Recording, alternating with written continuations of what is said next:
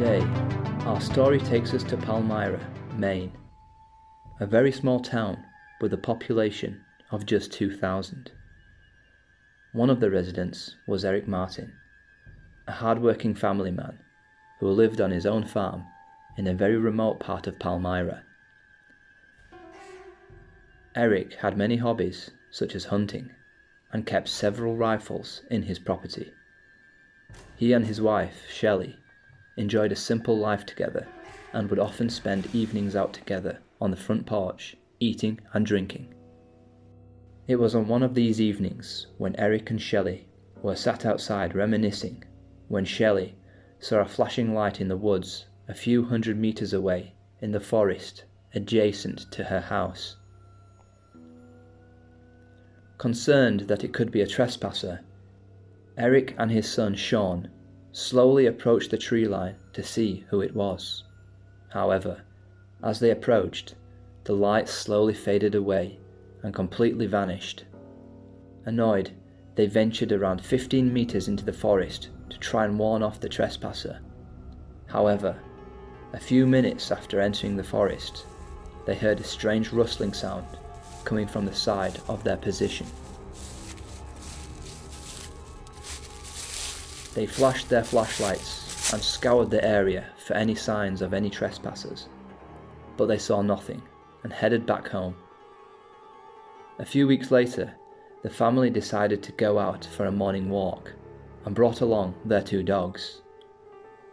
As soon as they entered the forest, the dogs shot away out of sight. Giving chase, the family ran to the general direction of where the dogs ran off to. A few moments later, they found the dogs sniffing around a large mound of earth with a circular hole in the center. Concerned that it was built by the trespasser they saw a few weeks ago, they examined the den and poked their heads in to see what animal or person made it. But as soon as they looked in, they heard a low growling noise coming from deeper within the den. Without hesitation, they put the dogs back on their leashes and headed back to their property as soon as they could. As they arrived home, they locked their doors and went to bed. A few months passed with nothing out of the ordinary happening, until one evening, Eric and Shelley were sat outside their house enjoying a cup of coffee.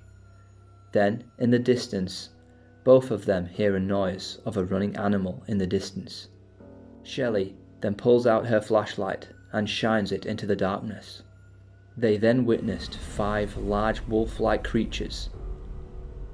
Eric, despite being a seasoned hunter, had no idea what he was looking at. The creatures then started to charge towards them. Eric and Shelley immediately went inside and locked every door and closed every window in the property. Eric immediately wanted to get his rifle, but all of his guns were in his barn, a few yards outside of his property. An hour or so went by, and Shelley peered outside the window and saw 5 large creatures near their porch, almost like waiting for their prey. As Shelley was peering out of the window, one of the creatures noticed her and stood up on its hind legs and leaned on the side of the property. Shelley would later go on to say that the creature appeared to be around 7 to 8 feet tall. An hour or so passed, and Eric looked outside to see if he could see the creatures, but he couldn't. He then told his family to pack their things and get ready to leave, as he wanted to get his truck and park it in the front of the porch and then drive off to a relative's house a few miles away. Eric then ventured outside and saw his truck that was around 35 meters away. He then started to get out his keys, and just as he approached his truck, he saw the creatures running towards him. In a panic, he dropped his keys on the floor and just managed to make it back to the house before they caught him. Eric then got inside the property and slammed the door behind him. The whole family at this point were petrified and had no idea what to do. Shelley then called the police and tried to explain as clearly as she could what she saw, However, the police sheriff on the other end of the phone just told them it was probably bears, and ultimately told them to lock all their doors and wait until the morning. They then spent a night of absolute terror. The whole family huddled together in the master bedroom on the second floor of the property. All through the night, they heard the sounds of howling and scratching at the property.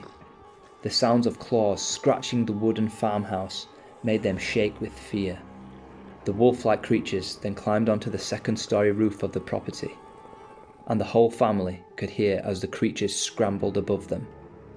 After hours of anxiously waiting, the sun rises, and the sounds of the creatures vanished. Anxiously, Eric ventured downstairs and opened the doors of his property, and what he saw was enough for him to sell his house and never go back to the property ever again. He saw huge claw marks all around the property as they tried to gnaw themselves into the house. There were also huge tufts of fur that had been snagged on various parts of the house. In total, the property had thousands of dollars of damage done, and they never returned. So, that's it for today. Could this be a hoax? Is there some sort of gain for the family making this story up? Or was it in fact giant wolves that attacked them that evening?